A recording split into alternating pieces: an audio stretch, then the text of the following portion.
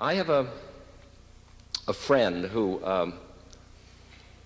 when I've introduced this friend, I've always said this sort of thing because most of you say you are not prejudiced people. And you, if I say I have a friend, you'd say I'd like to meet them if they're your friend. And you could handle any friend I could lay on you in terms of weirdness.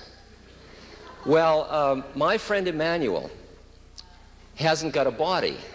See, and a lot of people say, well, I don't know about that. You know, I mean, see, well, he's my friend. I mean, it's not your problem, but I don't know whether you have imaginary playmates, but I do. I have lots of them. They enrich my life immensely. And Emmanuel has a great sense of humor. He's absolutely delightful. You remember that when I asked Emmanuel, Emmanuel, I work with people that are dying. What should I tell them? He said, tell them it's absolutely safe.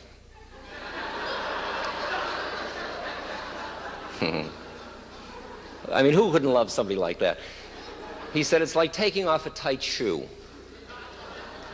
Dying is like taking off a tight shoe. Because where he's looking, he did it already, and he's sitting around, you know, he knows. And he's saying, what are you making such a big deal out of the body? It's just an incarnation, no big deal. Well, what happened was that I had gotten, throughout those years, I was busy sort of putting down my physical body and my personality. I was so neurotic, and my body was not quite what I wanted it to be, and I just figured I'm going to get out of this. I'm going to get high. And then at one point I said to Emmanuel, Emmanuel, what is my work? What should I be doing on earth? And he said, Ram Dass, why don't you, you're in a school, why don't you try taking the curriculum? He said, why don't you try being human? You know, I'd never thought of that.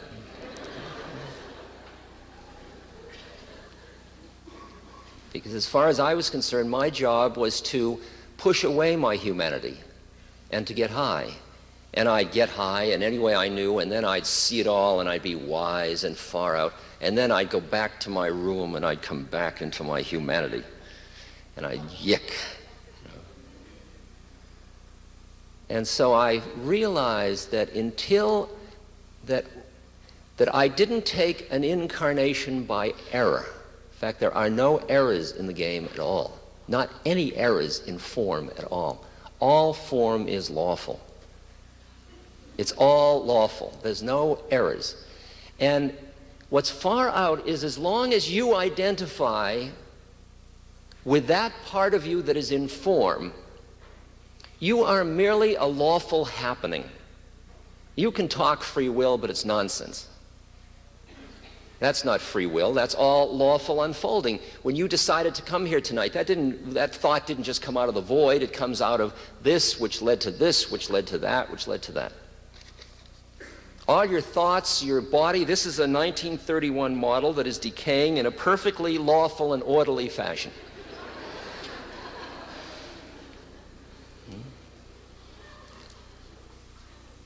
And as long as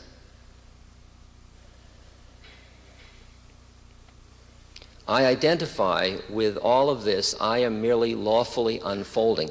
And Emmanuel said to me, you have your choice. Do you want to be the victim or the creator? Because as long as you are the incarnation only,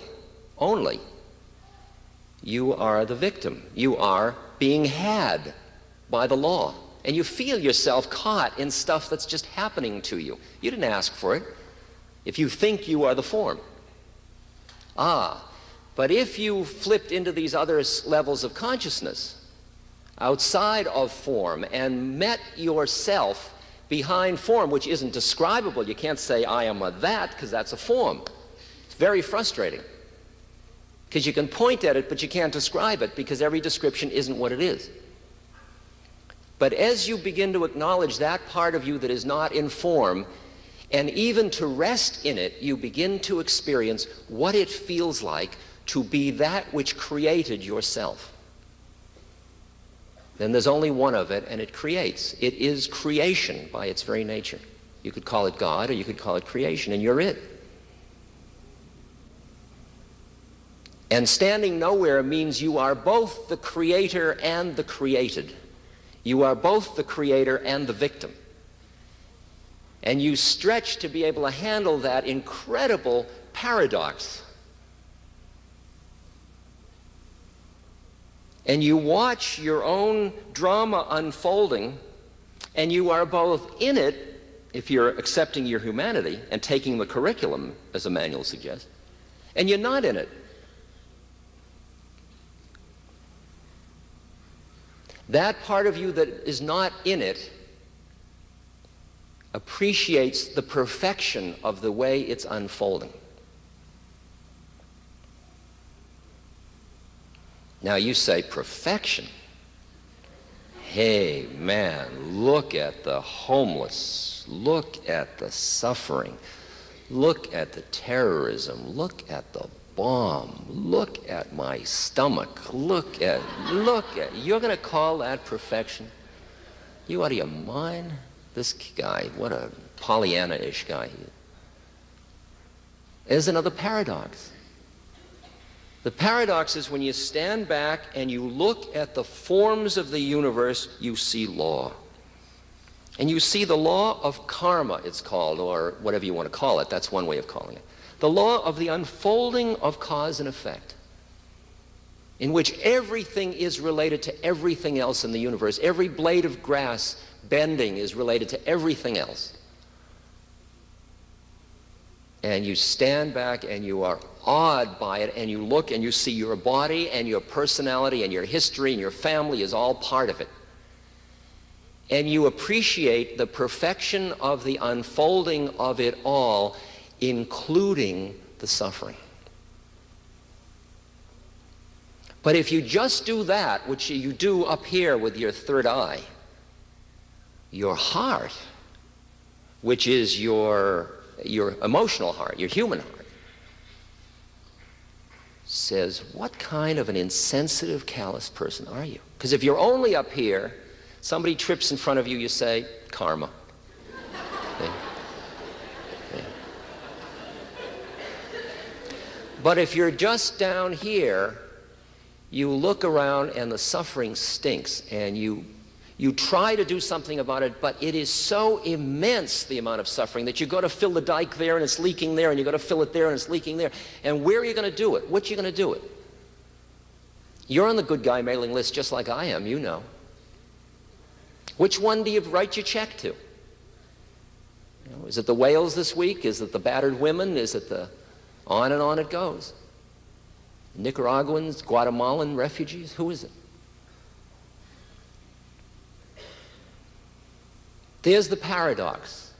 The paradox is that suffering is part of the plan of it all, and suffering stinks. And as a human being, you do what you can to end suffering because of the compassionate nature of your heart. At the same moment, you know that it's perfect, including your wanting to get rid of it. Can you hear that? It's a far-out relationship, and it's important because if you don't have that balance and you try to help people, you will burn out. There's no doubt about it.